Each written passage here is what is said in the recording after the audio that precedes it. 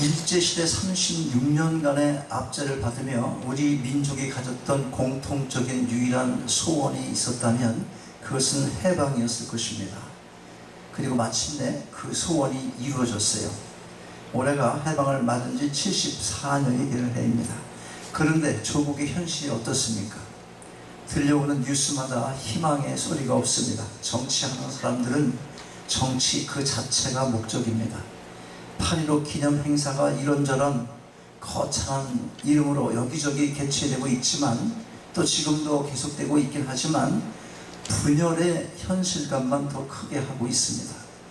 우리가 지금 미국에 살고 있지만 조국이 잘 되기를 바라지 않는 사람이 어디 있겠습니까? 좋지 않은 소식이 들릴 때마다 점점 더 우리의 삶이 위축되지 않을 수가 없습니다. 그럼 여러분, 왜 이런 일들이 생길까요? 해방 되기만 하면 다 잘 될 것 같았던 그런 시절이었는데, 그런데 무슨 일이 터졌습니까? 겨우 독립국가로 발걸음을 내딛는가 했더니 6.25 전쟁이 터졌습니다. 오늘날은 이게 남침인지 북침인지 물타기를 하려는 세력이 있지만 남침으로 인한 전쟁이었습니다. 나라는 둘로 나뉘고 그 전쟁이 가져다준 폐허의 고통과 아픔과 함께 흔히 군사 정권, 군사 독재, 군부 독재라고 그랬나요? 군부 독재라 일컬었던 그런 암울한 시절을 보내야 했습니다. 그러나 지금 돌아보면 그 시절이 없었다면 오늘날과 같은 경제 성장은 없었을지도 모릅니다. 자, 그런데 얼마간의 세월이 흘러 먹고 살 만한 나라가 되어감에 따라서 민주화 바람이 세차게 불었어요. 그리고 마침내 민간 출신 대통령이 선출되고 사회의 민주화도 꾸준히 이루어져 왔습니다. 그런데 여러분, 지금의 상황이 어떻습니까? 지금 우리가 다 아는 대로 해방이 된 지 74년이 지났지만 아직도 해결되지 않은 여러 문제를 가지고 있습니다. 정치권에서는 적폐라는 용어도 생겼어요. 나쁜 것을 뿌리 뽑는 것은 좋은 것입니다. 문제는 그 나쁜 것의 기준이 이성을 넘어서 감정적으로 흘러가지고 상대적일 수 있다는 것입니다. 그리고 정치적 특성상 더 나아가서 보복적인 대립 구도로 흐르게 될 가능성이 너무나 많다는 것입니다. 혼란스러운 건 우리의 조국 대한민국만이 아닙니다. 온 세상이 전쟁 중에 있어요. 미국과 중국 무슨 전쟁이 있습니까? 무역 전쟁이 있습니다. 북한의 핵무기 때문에 계속 힘겨루게 합니다. 전쟁입니다. 잔잔한 날이 없는 중동 문제 어떻습니까? 복잡합니다. 미국의 총기 사건 얼마 전에도 또 일어났죠? 계속됩니다. 지금 홍콩 어떻습니까? 난리도 아니에요. 보통 일이 아닙니다. 홍콩. 그 밖에 자살, 동성애, 윤리적인 갖가지 문제들로 온 세계가 혼란스럽습니다. 이런 모습들이 뭘 알게 해줍니까? 이 땅의 정치 제도나 무슨 평화 조약이나 권력이나 명예나 물질이나 세상의 그 어떤 것으로도 우리가 온전히 해방되어서 진정한 참 자유를 누릴 수 없다는 것을 알게 해주는 것입니다. 그러면 우리가 무엇으로 온전한 해방을 얻어서 참 자유를 누릴 수 있겠습니까? 이게 중요한 물음이지 않습니까? 오늘 본문 32절을 보면 진리가 너희를 자유케 하리라 그랬습니다. 여기서 진리가 누굽니까? 36절을 보면 진리가 바로 예수 그리스도이신 것을 알 수가 있습니다. 우리가 이스라엘 백성의 출애굽 사건을 기억합니다. 그러나 모세가 이끈 해방은 노예에서 해방은 되었지만 참된 자유를 얻지도 못했습니다. 그러나 우리가 분명히 알 것은 신약에서 약속하고 있는 예수님께서 주시는 해방은 구약에서의 모세가 이끄는 해방이나 우리나라의 8.15와 같은 그런 종류의 해방이 아니다 하는 것입니다. 세상의 그 어떤 권력으로도 그 어떤 전쟁으로도 얻을 수 있는 그런 해방이 아니다 하는 겁니다. 성격이 다르고 의미가 다릅니다. 자, 그러면 예수께서 이끄시는 해방 어떤 것입니까? 첫째로 죄로부터의 해방인 것입니다. 이 땅에 살아가는 사람 중에서 죄인 아닌 사람이 한 사람도 없습니다. 성경이 그 사실을 증거합니다. 로마서 3장 10절에 보면 의인은 없나니 하나도 없으며 이렇게 기록하고 있어요. 흠과 티가 하나도 없는 인간은 이 세상에 아무도 없다, 그 말씀입니다. 누구에게나 허물 다 있습니다. 사람은 모르나 하나님은 아시는 그 죄. 주일날 좀 거룩하게 옷 입고 거룩한 마음으로 일어나서 여기 온다고 그래서 우리 마음속에 어떤 허물이나 죄성이 없겠냐고요. 또 실제적으로 그런 성격만 있는 것이 아니라 실제 행한 죄는 없겠냐 하는 거예요. 나 사람 치지 않았습니다. 거짓말 시키지 않았습니다. 사기치지 않았습니다. 그래, 보이지 않는 죄에 앉았습니다. 근데 마음속으로 여러분 하나님께서 기준하는 그 기준으로 볼 때 우리 마음속에 죄 있는 생각들이 왜 없었겠습니까? 우리가 이 땅에서 자유하지 못하고 삶이 힘든 것은 다 죄 때문에 그렇습니다. 너나 나나 할 것 없이 그렇습니다. 인간 관계가 흐트러지는 것 다 죄 때문에 그렇습니다. 내 책임입니다. 저쪽에서 먼저 그랬어요. 아니, 내 책임이에요. 내 책임. 인류의 조상인 아담과 하와가 지은 죄, 원죄라는 게 있어요. 이 원죄가 우리로 하여금 죄를 짓지 않으면 안 되게끔 그렇게 됐어요. 그래서 이 땅에 태어날 때 너무나 이상이 좋으면 아이들이 어떤 모습으로 태어날까요? 이 땅에 태어날 때 웃으며 태어나겠지. 웃으면서. 이 땅이 너무 좋으면. 근데 어떻게 하고 태어나? 참 너무도 힘든 이 땅에 내가 태어났구나. 어떻게 살까 걱정하면서 애가 아마 우는 것 같아. 소리도 엄청 지르면서. 이 땅이 그렇게 좋은 게 아니라니까. 아담이 지은 죄, 그 죄의 영향을 받아서 우리도 죄를 짓고 살 수밖에 없는 그런 형국이란 말이죠. 내가 지은 죄 때문에 모든 게 흐트러지고 있는 거예요. 알고 지은 죄 때문에, 또 고의로 지은 죄 때문에, 또 욕심으로 지은 죄 때문에, 또 나도 모르게 지은 죄 때문에 죄의 대가는 현실로 나타나게 되어 있는 것입니다. 자, 잘 들어보세요. 아담과 하와가 찾은 자유하려고 찾았지요. 그런데 어디로 가는 자유를 찾았습니까? 죽음으로 가는 자유를 찾은 거예요. 하나님으로부터 자유하고 싶었는데 그렇게 찾은 길이 죽음으로 가는 거였다는 거예요. 하나님처럼 되어보려고 선악을 알게 하는 나무의 열매를 따먹는 불순종한 순간 그들에게 저주가 주어진 것입니다. 땅은 가시와 엉겅퀴를 냈습니다. 그래서 이마에 땀을 흘려야 먹을 수가 있게 됐어요.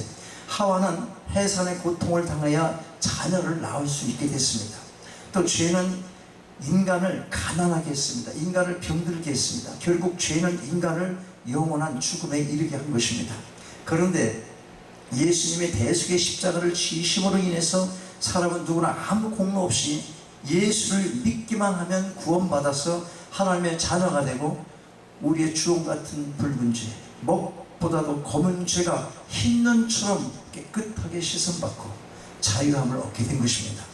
로마서 8장 1절은 말씀합니다. 그러므로 이제 그리스도 예수 안에 있는 자에게는 결코 정죄함이 없나니 이는 그리스도 예수 안에 있는 생명의 성령의 법이 죄와 사망의 법에서 너를 해방하였습니다. 예수님은 아무 대가 없이 죄에서 해방되는 은혜를 우리에게 베푸신 것입니다. 성경을 보면 예수님 당시에도 가늠하다 현장에서 잡힌 여인이 있어요. 가늠하다 잡힌 여인 있었죠? 가늠하다 현장에서 잡히면 그 당시는 돌로 쳐서 죽이게 돼 있어요. 많은 사람들이 그녀를 예수님께 끌고 왔습니다. 왜 끌고 왔어요? 예수님 시험해 보려고. 그 여인 돌로 쳐 죽이려고 그들이 생각했던 거예요. 그때 예수님께서 뭐라고 말씀합니까? 너희 중에 죄 없는 자가 먼저 돌로 쳐라. 이 말을 듣고 거기 남아있을 사람이 있겠습니까? 만약 여기서 그러면 우리도 다 나가지 않겠어요? 누가 돌로 칠 수 있겠습니까? 그리고 그때 예수님이 하신 말씀이 있습니다. 나도 너를 정죄하지 아니하노니 가서 다시는 죄를 범치 말라 하시니라. 주목할 것은 그 당시 자리에는 가늠한 여인 말고도 그 여인을 돌로 쳐 죽이려는 많은 사람들이 있었어요. 그러나 그들은 다 예수님을 떠났습니다.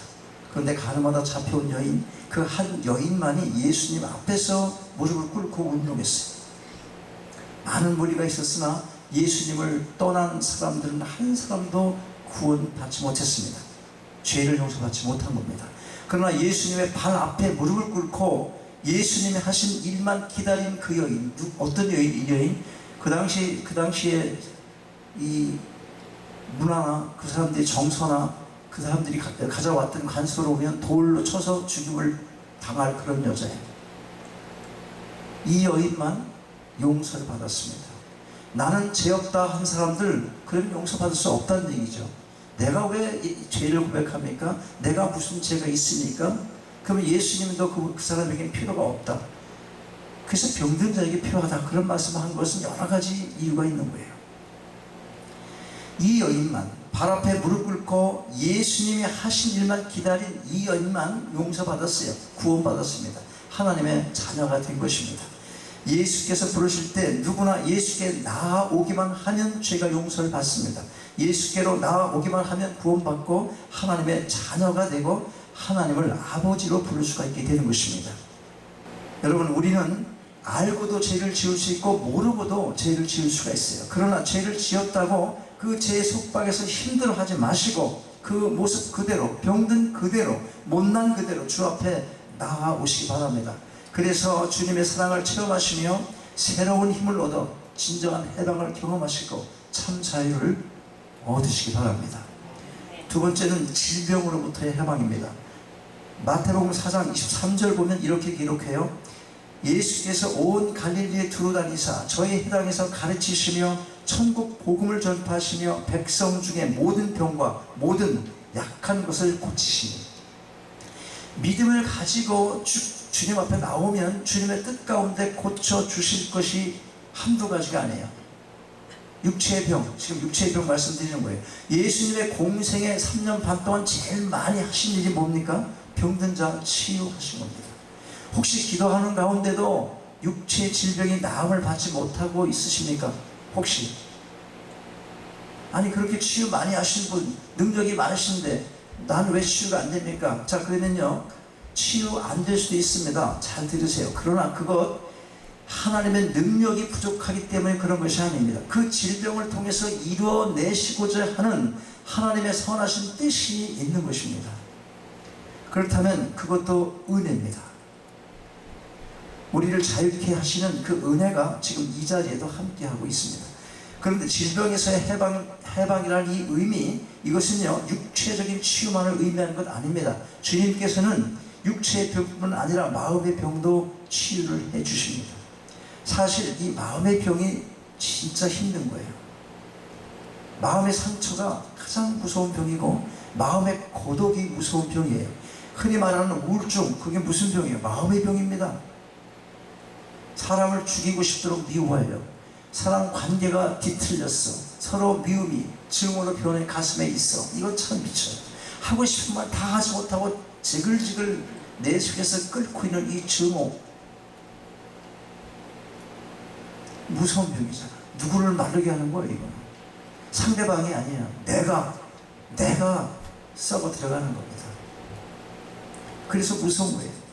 그래서 성경은 이렇게 말씀해요. 잠언서 보면 사람의 심령은 그 병을 등이 이기려니와 심령이 상하면 그것을 누가 일으키겠느냐. 마음이 상한 자에게 답이 없어. 그래서 성경은 마음을 지키라고 합니다. 무릇 지킬 만한 것보다 더욱 내 마음을 지키라. 생명의 근원이 이에서 나느니라. 누구를 증오하고 어떤 사람을 미워하고 감정을 내 걸 다스리지 못하면 뭐라고 그러는 거죠? 생명이 그 근원에서 난대. 이 말은 무슨 말이에요? 하나님을 진짜 믿는 사람에게 그런 마음이 허락되지 않는다는 거예요. 그렇다면 본인의 죄가 있다는 겁니다. 본인의 단점이 있다는 거예요. 본인의 허물로 인해서 그게 없어지지 않는 거예요. 이거 인정하셔야 돼요. 이거 인정하지 않으면 여러분 믿음의 성숙 기대할 수 없습니다. 상처를 받았다면 상처받은 사람의 마음에 미움이 없을 수는 없어요. 그러나 우리가 뭘 알아야 되냐면 상처받지 않고 살아가는 사람이 이 세상에 얼마나 있을 것 같아요. 누구나 아픈 상처 다 있는 것입니다. 그럼 어떻게 합니까? 내게 상처 준 그 사람을 가슴에 담고 그 사람 미워한다고 해서 내 먹는 가슴이 치유되는 게 아니다 하는 겁니다. 절대로 치유되지 않습니다. 오직 한 가지 우리가 치유받을 수 있는 길은 주님 앞에 나와서 상한 마음을 토해내야 되는 거예요. 그래서 애통하는 심령으로 교회에 나오라. 예배 앞으로 나오라. 시온산에 올라갈 때 성전을 향해 가는 사람의 마음이 어떤 거예요? 즐거움도 있지만 애통하는 마음이 있어야 돼요. 하나님을 부르짖고 통회하는 마음으로 엎드려야 된다는 겁니다. 이게 중요해요. 이거 되지 않으면 겸손한 거 아니에요. 이거 되지 않으면 중생한 건지 아닌지 이거 의심해 봐야 돼요. 이런 생각 없으면 하나님이 중생을 경험하게 하셨다는 그 가슴이 어째서 그렇게 완고할 수 있겠습니까? 잘 생각해 보셔야 돼요. 그 누구를 정죄하는 그런 대상을 가지고 있는 내용이 아니에요. 이거는 내 자신이고 여러분 모두 개개인마다 이걸 많이 생각해 보셔야 하는 것입니다. 시편 61편 8절 말씀합니다. 백성들아 시시로 저를 의지하고 그 앞에 마음을 토하라. 하나님은 우리의 피난처시오다. 그렇습니다. 피난처 되신 하나님은 상한 갈대 꺾지 아니하시고 꺼져가는 심지 끄지 아니하시고 오래도록 참으시는 분이십니다. 그리고 애통하는 우리의 마음을 위로해 주십니다. 우리의 마음을 치료해 주십니다. 그래서 오히려 애통하는 자가 복이 있다고 마태복음 5장 4절에서 말씀하세요. 애통하는 자는 복이 있나니 저희가 위로를 받을 것입니다. 여러분 모두가 주님의 능력으로 마음의 병을 위로받고 치유되는 하나님의 은혜가 있기를 바랍니다. 셋째, 가난으로부터 해방해요. 너무나 많은 사람들이 가난의 감옥에 갇혀 있습니다. 가난도 무서운 감옥이에요. 가난은 모든 것을 묶어놓습니다. 돈이 없으면 꼼짝도 못할 때가 너무나 많아요. 이 시대는 더합니다. 그러나 감사하게도 우리 예수님은 우리의 가난도 해방을 시켜주셨어요. 이 말씀을 잘 이해해야 돼요. 자, 예수님이 누구세요? 그분이 하나님이십니다. 그리고 하나님은 부유하셔요. 그럼에도 불구하고 우리 예수님이 이 땅에 얼마나 가난하게 오셨습니까? 마국간에서 태어나실 때 강보에 쌓여서 마을 구유에 누워 계셨어요. 그리고 33년 동안 모든 인생을 다 목수의 아들로 가난하게 사셨습니다. 왜 예수님이 가난하셨습니까? 고린도후서 8장 9절 우리 주 예수 그리스도의 은혜를 너희가 알거니와 부요하신 자로서 너희를 위하여 가난하게 되심은 그의 가난함을 인하여 너희로 부요케 하려 하심이니라. 그렇게 말씀하세요. 예수님은 우리 때문에 가난하시게 된 겁니다. 가난하신 것입니다. 예수님이 가난하게 되셨기 때문에 우리 모두가 다 부유하게 산다는 것입니다. 그런데 현실은 어때요? 그렇지 않습니다. 그렇다면 하나님의 약속을 정말로 내가 믿고 있는 나를 점검해 봐야 돼요. 내 현실 이런데 무슨 그런 게 어디 있어요? 이런 생각이 든다면 내가 정말 예수님의 말씀하신 그런 말씀들을 가슴에 새기고 마음에 새기고 온전히 믿고 있는가를 생각해 보셔야 되니까요. 그렇지 않던데요. 이렇게 반문할 것이 아니라 하나님의 말씀을 믿으면, 약속을 믿으면 하나님 보시기에 제일 좋은 때에 우리에게 필요한 만큼 물질의 복도 주실 것입니다. 그러나 여기서 우리가 알아야 할 더 중요한 한 가지가 있어요. 그게 뭐냐면 물질만 많다고 우리의 마음과 생활이 참으로 풍요로운 것이 아니다 하는 것입니다. 진정한 가난에서 해방은 세상이 중요시하는 물질을 초월하는 거예요. 돈이 너무 없어도 가난의 감옥에 있지만 돈이 너무 많아도 물질의 노예가 되어서 감옥 생활하는 사람들 또한 얼마나 많습니까? 돈 때문에 도대체 무엇을 어떻게 할지 자기 것이 자기가 뭔지를 몰라. 자기가 돈의 노예가 돼서 돈을 어떻게 움직여야 될지 내가 주인의 행사를 못해. 돈에 끌려가는 거예요. 그게 무슨 말입니까? 이러면 안 되는데 생각하고 있는데 돈 때문에 그거 택하는 것 그냥 끌려가는 거예요. 그게 감옥 생활이지. 돈의 감옥. 진정한 해방이 아니다 하는 거예요. 그렇기 때문에. 그러니까 예수님 올바로 믿으면 그런 해방을 가르쳐준다는 거예요. 그냥 해방만 되는 게 아니라 참 자유를 느낀다니까. 이게 중요하다는 거예요. 여러분 돈 많이 벌어서 힘들게 벌어서 즐거운 게 좋아? 돈 적절히 벌면서도 만족함이 있고 참자를 누리는 게 좋아? 어떤 게 좋아? 돈 많으면 그런 미련한 사람이야. 그 사람은 누릴 시간도 없이 그냥 죽을 때라니까. 그러면 돈 욕심 한도 없잖아요. 이만 하면 될 것 같다 그러면 병원에서 오라 그래. 입원하셔야 됩니다 하고. 가난으로 여기지 않고 물질의 지배를 받지 않는 것, 이것이 진정한 부요인 것입니다. 진정한 가난으로부터의 해방인 것이. 바울이 말하죠. 빌립보서 4장 11절 보면 내가 궁핍함으로 말하는 것이 아니라 어떠한 형편이든지 내가 자족하기를 배웠노니 고린도후서 6장 10절 보면 이렇게 말씀합니다. 근심하는 자 같으나 항상 기뻐하고 아무것도 없는 자 같으나 모든 것을 가진 자로다. 이게 누구 말하는 겁니까? 다른 사람들이 우리 볼 때 이렇게 보여야 돼요. 여러분, 참된 부자는 물질이 많은 자가 아니라 하나님께 대해서 부유한 자입니다. 물질이 많고 명예가 있고 권세가 많은 것만이 아니라 하나님께 대하여 부유한 자가 진정한 부자인 것입니다. 그래서 성경 말하잖아요. 누가복음 12장 20절로 21절 보면 하나님은 이르시되 어리석은 자여 오늘 밤에 내 영혼을 도로 찾으리니 그러면 내 예비한 것이 네 것이 되겠느냐 하셨으니 자기를 위하여 재물을 쌓아두고 하나님께 대하여 부여치 못한 자가 이와 같으니라. 금방 말씀드렸잖아요. 많이 벌어놓고 이제 나 좀 즐겁게 지내볼까? 그랬더니 너 지금 내가 뭐라 그러면 어떡할 건데? 그렇게 말씀하시는 거예요. 하나님께 대하여 부유할 때 우리에게 만족함이 있게 되는 것입니다. 그러면 하나님께 대하여 부유한 자가 누굽니까? 영혼이 잘된 자인 것입니다. 그래서 요한삼서 1장 2절 보면 영혼이 잘된 자에게 범사가 잘될 것, 그것을 축복하고 있는 것입니다. 영혼이 잘된 같이 범사에 잘되기를 원한다. 그 말이 그 말인 거예요. 하나님께 대하여 부유한 자가 되셔서 가난으로부터 해방되어 참된 자유를, 이 기쁨을 누리실 수 있기 바랍니다. 마지막 하나 더 있어요. 정말 중요한 겁니다. 죽음으로부터 해방해요. 첫 번째 뭐로부터 해방했어요? 그 다음 죄에서부터 해방. 그 다음에 질병으로부터 해방. 그 다음에 가난으로부터. 이거 외우세요. 예수 믿으면 예수를 왜 믿냐고 묻거들랑. 왜 믿냐고 묻거들랑. 시작. 죄, 그 다음에 질병, 그 다음에 가난. 그 중에 가장 중요한 것, 죽음으로부터 해방이에요. 죽음으로부터 해방. 예수님을 믿는 사람의 가장 큰 증거가 뭡니까? 죽음이 두렵지 않은 거예요. 왜 그렇습니까? 죽음에서 해방됐기 때문에. 죽음에서의 해방이 없는 죄와 질병과 가난의 해방은 이건 역시 참된 해방이 아닌 거예요. 왜 그렇습니까? 죽음은 끝이니까. 그러므로 제일 중요한 해방은 죽음에서의 해방인 것입니다. 죽음에서의 해방, 예수를 믿는 것이, 죽음에서 해방받는 것이, 이것이 진정한 신앙이고 믿음인 것입니다. 진정한 우리의 해방은 하나님 사랑을 받으며 하나님 나라에 들어가서 사는 것입니다. 썩을 수밖에 없는 혈과 육은 하나님의 나라를 유업으로 받을 수가 없어요. 성경은 말합니다. 고린도전서 15장 50절 보면 형제들아 내가 이것을 말하노니 혈과 육은 하나님 나라를 유업으로 받을 수 없고 또 썩은 것은 썩지 아니한 것을 유업으로 받지 못한다.